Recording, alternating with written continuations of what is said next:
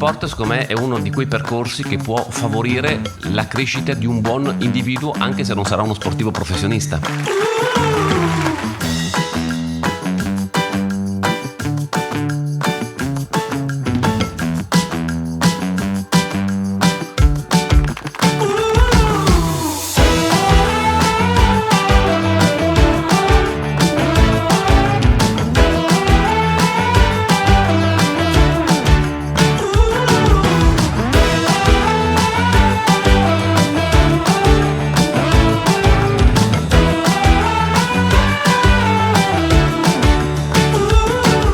Non vedo l'ora di portare il marchio Io sono Friuli Venezia Giulia alle Olimpiadi e perché no anche sul podio.